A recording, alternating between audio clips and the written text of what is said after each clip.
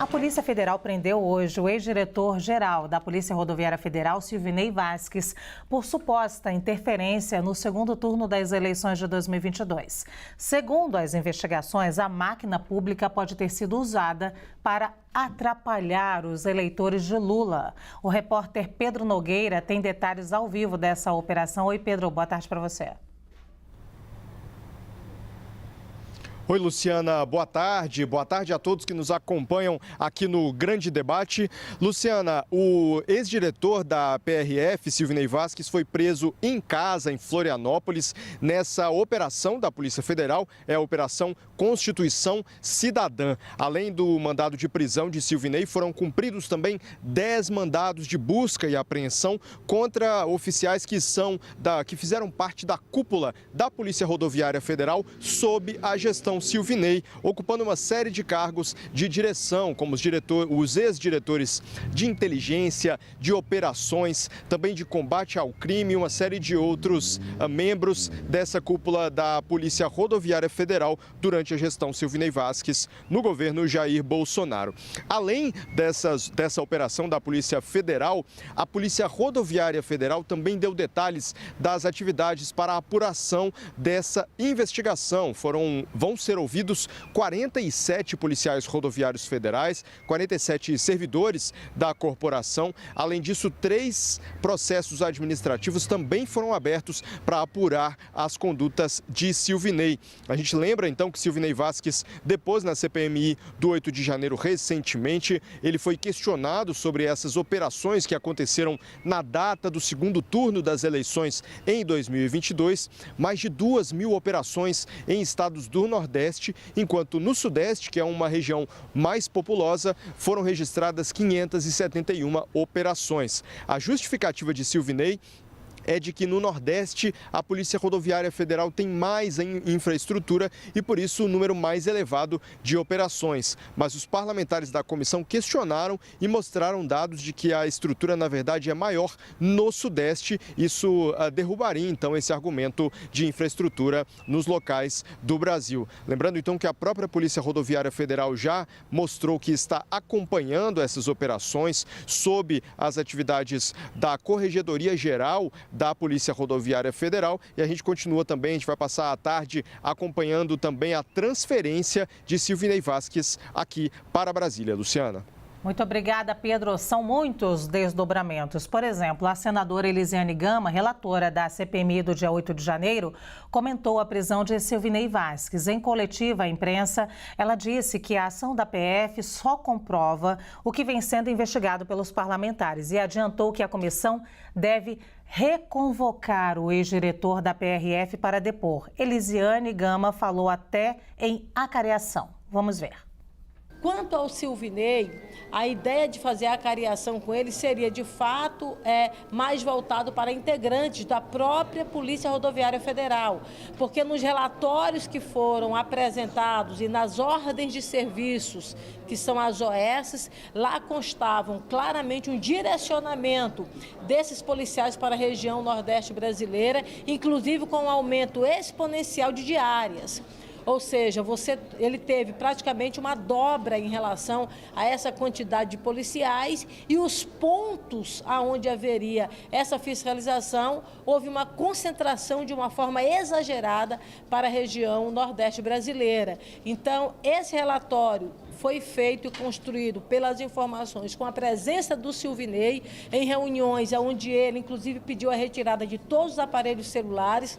Há, inclusive, a informação, e ele chegou a constatar, de equipamentos e de aplicativos, de instrumentos aonde impedissem, por exemplo, qualquer tipo de comunicação de quem estivesse naquela reunião.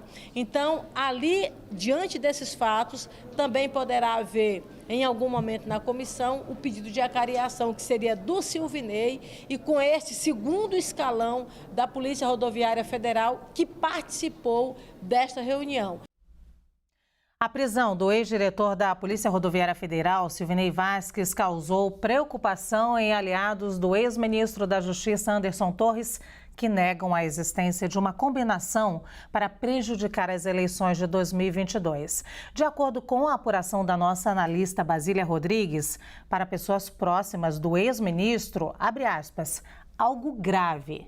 Deve ter sido descoberto pela investigação, o que justificaria a ordem de prisão preventiva contra Silvinei Vasquez, quando não há prazo determinado para acabar. Neste sentido, não caberia ao então ministro definir o planejamento de atuação das equipes. Oficialmente, Anderson Torres afirma que, às vésperas do segundo turno das eleições, esteve na Bahia devido a obras na Superintendência da Polícia Federal. Foi o que foi dito, inclusive, ontem por Anderson Torres na sessão da CPMI.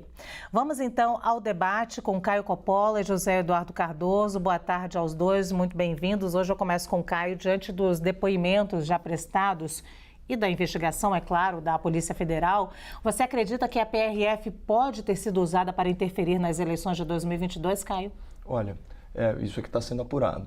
Mas aqui, pegando a matéria da CNN, eu queria destacar alguns pontos, né? Então, isso segundo a própria Polícia Federal. O objetivo da operação é o quê? Esclarecer suposto uso da máquina pública, uso indevido, obviamente, para interferir no processo eleitoral. Então, olha, de acordo com as investigações, integrantes da Polícia Rodoviária Federal teriam, aspas, direcionado recursos humanos e materiais com o intuito de dificultar o trânsito de eleitores no dia 30 de outubro. Esse é o primeiro ponto. O segundo ponto, o que está se investigando aqui, né, na operação? Fatos que configuram, em tese, crimes de prevaricação e violência política previstos no Código Penal Brasileiro, além, obviamente, dos respectivos crimes eleitorais. Pontos a serem considerados, né, sobre o fato. CNN, manchete de 30 de outubro de 2022. Alexandre de Moraes, ministro do TSE e do STF, diz que operações da PRF não impediram eleitores de votar. O presidente do TSE falou durante a coletiva realizada na tarde desse domingo que as votações terminaram às 17, como previsto anteriormente. Vou citar aspas aqui do ministro. As operações, e foram inúmeras, foram, segundo o diretor-geral da PRF, que veio ao TSE explicar a questão, realizadas com base no Código de Trânsito Brasileiro, ou seja, um ônibus com pneu careca, por exemplo, era abordado. Isso retardou a chegada dos eleitores aos seus pontos eleitorais, mas em nenhum caso impediu os eleitores de chegarem aos destinos. É óbvio que o fato do crime não produzir resultado não isenta o seu autor. Mas aqui tem uma questão importante. Ele repisa isso. De acordo com Moraes, tanto informações da PRF quanto dos tribunais regionais eleitorais e dos próprios eleitores indicam que nenhuma pessoa ficou impedida de votar por conta das operações rodoviárias. Aspas, nenhum eleitor disse que deixou de votar. Então não houve prejuízo aos eleitores. Quando a gente vai para os crimes, Lu, e esse é um ponto que eu queria destacar, a gente pega a prevaricação, né, que é o 319 do Código Penal, que é retardar ou deixar de praticar indevidamente um ato de ofício ou praticá-lo contra a disposição expressa da lei para satisfazer algum interesse ou sentimento pessoal, que nesse caso seria de ordem política. Quando a gente fala de violência política, que é outro delito investigado, a gente fala em restringir, impedir ou dificultar, com uso de violência física, sexual ou psicológica, o exercício de direitos políticos de qualquer pessoa em razão de sexo, raça, cor, etnia, religião ou procedência nacional. Aqui me parece que o fato não se adequa ao tipo. Mas o ponto é o seguinte, e o Zé concorda comigo nesse aspecto, eu tenho certeza, a prisão preventiva, ela é excepcionalíssima, certo? Ela é uma prisão de natureza processual, ela se dá antes, né, da conclusão do devido processo legal. Os pressupostos dela estão no artigo 312 do Código de Processo Penal. A gente precisa daquele fumus comissi delicti, né? Então, da existência do crime e de indícios, né, da sua autoria, mas principalmente do perigo de liberdade do acusado. Então, o que chama a atenção é que, pelo menos aqui para nós da imprensa, como destacou a Basília, não foi divulgado fato novo. E essa prisão, ela foi decretada. Agora, partindo do pressuposto que esses crimes são contra a administração pública, qual o perigo de liberdade de um agente que já está exonerado? Ou seja, qual o risco à democracia que a liberdade desse indivíduo representa? Então, essa, na verdade, para mim, é a grande novidade nessa questão toda, porque, de novo, estamos comentando no escuro. A gente desconhece um fato novo que tem ensejado isso e qual o perigo que esse antigo diretor da Polícia Rodoviária Federal representa por estar em liberdade. Então, são questões ainda sem resposta. Muito bem. Inclusive, segundo a apuração que nós acabamos de dar aqui da Basília Rodrigues, a própria defesa de Anderson Torres acredita que algo grave tenha sido achado para que houvesse, nesse momento, a prisão preventiva. Zé Eduardo, a PRF pode ter sido usada para interferir nas eleições de 2022? Os indícios são veementes de que isso tenha ocorrido. Primeiro, boa tarde, Luciana, boa tarde, Caio. São veementes, ou seja, os números mostrados, a ausência de resposta do senhor Silvinei na CPI em relação a constatações fáticas evidentes, tudo leva a crer que houve uma utilização para evitar que eleitores que estavam nas regiões em que o presidente Lula teve no primeiro turno maior densidade eleitoral fossem prejudicados o acesso. Podem não ter ocorrido isso, mas claramente parece ter ocorrido uma tentativa nesse sentido. O que chama atenção neste caso é que, o inquérito policial está em sigilo, não é? Ou seja, nós não sabemos e nem podemos especular sobre as razões que ensejaram ao ministro Alexandre de Moraes ter decretado esta prisão. Mas considerando o tempo decorrido, considerando a situação que está posta, algo deve ter sido descoberto realmente. E aí, o que pode ser? Obstrução de justiça, apagar provas, falar com testemunhas, pressão sobre colegas. Tudo isso pode ter acontecido, mesmo ele estando aposentado. Então, são situações desta natureza que justificam, em tese, uma prisão preventiva. Eu não tenho condições de avaliar sem consultar os autos e nem de especular. Eu não posso aqui dizer, olha, foi errado ou foi certo, nem levantar dúvida, porque dúvida a gente levanta a partir do que existe, do que constata. Eu não sei. Claro, agora, me parece que decorrido tanto tempo depois se decreta uma prisão, algo de novo tem. E vamos lembrar que o ministro Alexandre de Moraes, durante o dia das eleições, chamou o seu Silvinei lá e falou para parar com qualquer tentativa de obstrução e deu uma coletiva que ele não tinha sido informado de nenhuma situação até aquele momento de evitar o acesso eleitoral. Então, algo há. E se algo há, nós vamos cada vez mais fechando esta situação. Vamos ver as provas, vamos ver o que está sendo apurado, vamos ver o que se determinou. Mas eu tenho um movimento de provavelmente evitar o acesso de eleitores do presidente Lula. Eu tenho uma tentativa de desgaste da eleição por acusação de que seria impróprio o sistema de apuração, e eu tenho uma ação nos quartéis de base bolsonarista pedindo a intervenção militar, ou seja, pedindo um golpe de Estado, e depois uma tentativa consumada por uma alteração de execução ou formal de um plano que estava assentado entre todos, que permitiu o acesso daquelas pessoas revoltadas com o resultado da eleição e fizeram o quebra-quebra do dia 8. Ou seja, quem participou disso? O senhor Silvinei, ele é subordinado do ministro da Justiça, que depois ontem na CPI, e que era então secretário de Segurança Pública do Distrito Federal, que não cumpriu o plano que havia sido combinado com todos para a segurança da esplanada dos ministérios, e aí então efetivamente começa a haver uma teia de religações, em que também está o senhor Mauro Cid, assessor do presidente da República, que também falou de golpe, tinha lá minuta, o ministro tinha uma minuta arquivada, bastante curioso, realmente, como disse o Tardelli ontem, guardasse no lixo da sua casa, lixo do armário da sua casa, uma minuta. Tudo isso mostra que existia, sim, em princípio, está sendo investigado, uma orquestração para fazer com que Jair Bolsonaro ou ganhasse as eleições ou permanecesse no poder. Isso cada vez fica mais claro e, portanto, cada vez mais a situação de Jair Bolsonaro fica estreita neste labirinto que efetivamente é construído pela revelação diária dos fatos que envolvem os lamentáveis episódios golpistas que efetivamente tentaram se afirmar no Brasil nesse último período. Ô Caio, Zé Eduardo, me permita uma pergunta, uma dúvida rápida agora que eu tive aqui, e claro, você como ex-ministro da Justiça pode nos ajudar. Essa prisão hoje de Silvinei Vasquez nada pode ter a ver com o depoimento de ontem não. Por conta de tempo, né? De uma janela de tempo que não seria possível. Eu, pelo menos, no pouco que vi do depoimento, não vi nada que pudesse ensejar isso, claro. Mas mesmo assim, essa prisão para ter sido feita hoje, ela já estava decidida antes, já há vários dias. Isso não se faz da noite para o dia. tem que expedir o mandado, vai para a Polícia Federal monta a operação, isso é muito estruturado para não vazar. Deve ter pelo menos uns 10, 15 dias que isso já foi decidido, avalio dentro da tramitação normal que acompanha no período de ministério.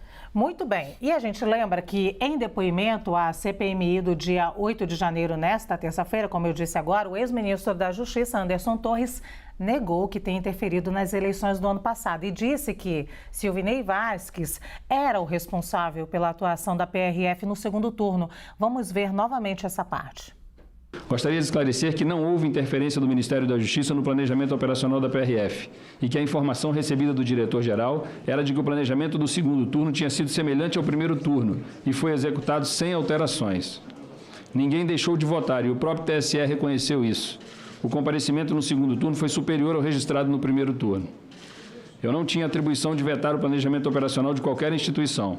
Todas as informações que recebi na data de 30 de outubro indicavam que tudo estava transcorrendo normalmente, e isso acabou sendo confirmado pelas entrevistas de autoridades da Justiça Eleitoral logo após encerrada a votação.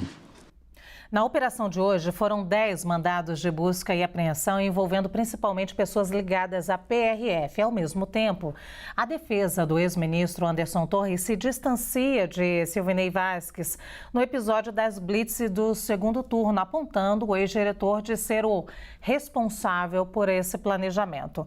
Muito bem, Caio Coppola, esses pontos indicam que a PRF teria agido sozinha na tentativa de atrapalhar os eleitores de Lula ou o Ministério da Justiça pode ter interferido também nesse caso? Primeiro, é necessário demonstrar que houve intenção da PRF em atrapalhar a eleição.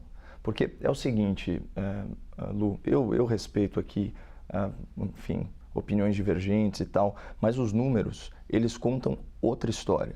Né? Uma história desapaixonada, uma história presa ao que se observou, né, até de forma estatística, nas eleições. Qual que era o quadro das eleições no segundo turno? No primeiro turno, Lula da Silva, né, então candidato, Partido dos Trabalhadores, ele tem mais de 57 milhões de votos, 48%, né, dos votos válidos, contra 51 milhões, né, do então candidato à reeleição, Jair Bolsonaro, que teve 43%. A gente está falando aí de uma diferença muito expressiva, de 6 milhões de votos. Essa diferença, de fato, ela despenca no segundo turno, mas ainda assim, ela se mantém em 2 milhões de votos, com comparecimento recorde de eleitores, aliás, como foi sublinhado no depoimento do ex-ministro da Justiça, Anderson Torres. Aí agora vamos falar sobre a Polícia Rodoviária Federal. E quantas vezes nós não noticiamos aqui na imprensa, né, reclamações da categoria acerca de melhores condições de trabalho, de efetivo. Eu peguei aqui o levantamento do número total, né, de policiais rodoviários federais. São, aliás, de cargos efetivos na instituição, ou seja, não necessariamente pessoas de campo. A gente está falando de um pouco mais de 12 mil profissionais. Quando a gente pega o valor, né, até porque essa é uma das acusações, né, então o uso de recursos materiais para supostamente atrapalhar as eleições, a gente está falando de operações com orçamento baixíssimo, na casa de algumas centenas de milhares de reais. Como que uma autoridade pública, certo?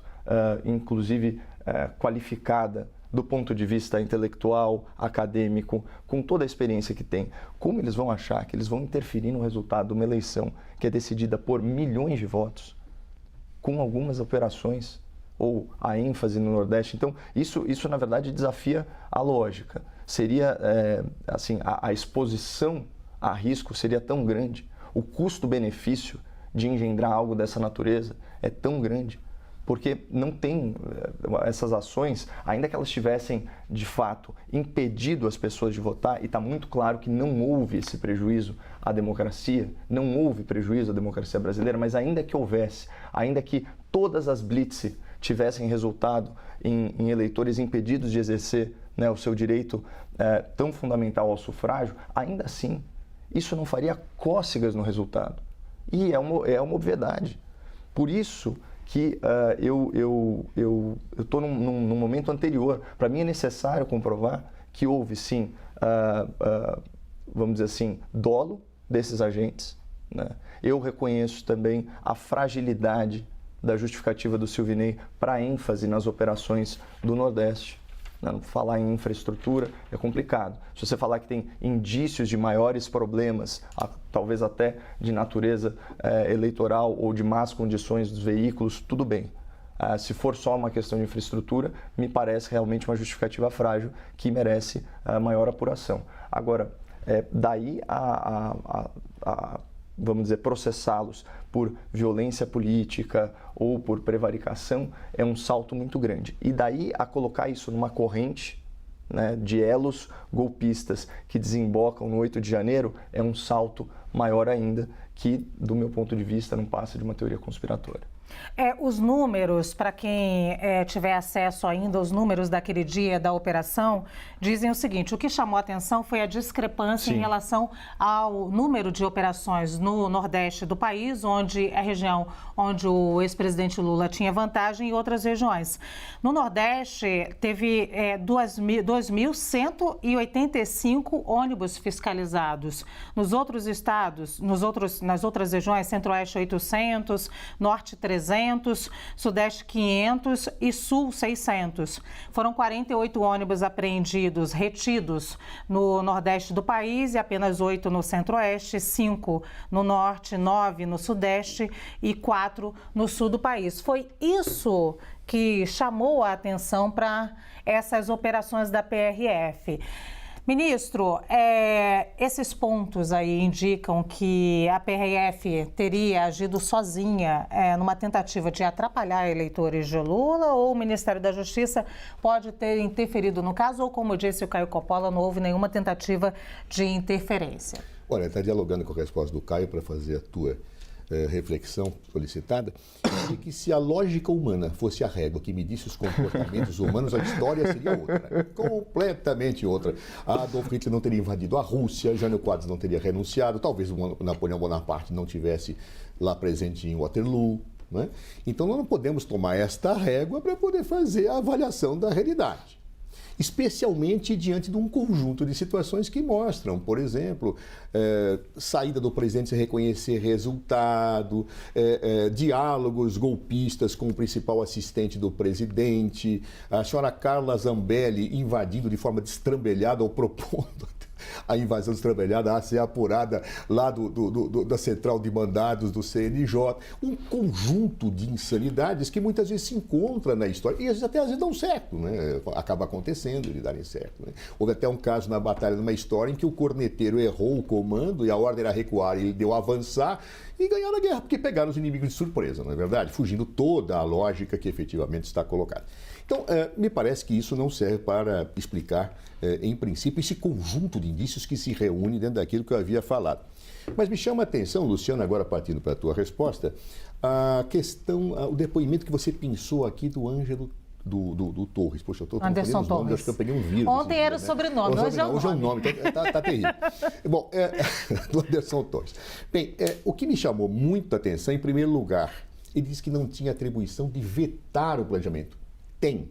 Ele é o superior administrativo e hierárquico da PRF, tem o dever de exigir a análise do plano e de vetar se isso não atendesse às suas premissas. Portanto, faltou com a verdade nesse ponto. Segundo, eu achei o curioso cuidado que ele tomou para dizer: o senhor diretor-geral da Polícia Rodoviária Federal, ele me informou que o planejamento do segundo turno era igual ao primeiro. Ou seja, ele jogou nas costas do seu Silvinei a responsabilidade pela alteração do plano, porque o plano foi alterado. Claro, visivelmente, os números mostram isso. Inclusive, há especulações na imprensa que um relatório de inteligência da Polícia Federal teria sido vazado, inclusive com acesso à Polícia Rodoviária Federal, mostrando as cidades em que Luiz Inácio Lula da Silva teria tido uma excessiva votação. E, em princípio, é nestas cidades que se concentra a blitz. Então, isto tudo vai ter que ser sopesado, analisado, confrontado. E, claro, me parece que, vamos remontar, é muito fácil se fazer análise depois que os fatos aconteceram. Vamos ao momento. Quando há o segundo turno entre Lula e Jair Bolsonaro, o comando bolsonarista agora é voto a voto. Agora nós vamos disputar voto a voto, porque pode virar o jogo. Inclusive, várias estratégias foram utilizadas, foram comentadas pela imprensa, decisões governamentais foram tomadas, beneficiadoras de setores da população. Ou seja, se tentou fazer uma blitz maior para reverter o resultado do segundo turno. E aqui eu tenho várias situações que se colocam. Uma delas, acusada no dia das eleições, a blitz da Polícia Rodoviária Federal. Aquela eleição seria decidida, sim, por poucos votos. Ninguém sabia exatamente o que se conseguiria tirar de votação naquela situação. Isto tudo mostra um desejo governamental de não sair do poder, mudando o resultado das eleições, atingindo a legitimidade do processo e depois através das iniciativas que efetivamente acabaram se demonstrando desastrosas, como no dia 8, os quartéis, etc. É um conjunto de situações harmônico que expressa uma visão autoritária de mundo. Aliás, uma visão autoritária coerente com aquilo que Jair Bolsonaro sempre falou. Então não me surpreende. Jair Bolsonaro sempre defendeu ditadura, golpe de Estado, tortura. Eu fui parlamentar com ele só falava isso o tempo inteiro nos discursos, nos poucos discursos que fazia na Câmara dos Deputados. Então isso tudo é curioso, como tudo se harmoniza, né? A postura autoritária de um presidente que nunca escondeu seu autoritarismo, a defesa que fazia do golpe militar, o ataque que fazia às esquerdas, de uma situação que os esquerdistas, os esquerdopatas são aqueles que geram o câncer do mundo, tudo isto casado com uma série de iniciativas que dificilmente se pode acreditar que sejam meras coincidências. E é nessa perspectiva que tanto a CPI como o Supremo Tribunal Federal, apoiado pela Polícia Federal, fazem investigações. Eu, pessoalmente, tenho a sensação que cada vez mais se afunila para um resultado probatório contundente em relação a todo esse conjunto de armações antidemocráticas, ofensivas do Estado Democrático de Direito, praticadas naquele período.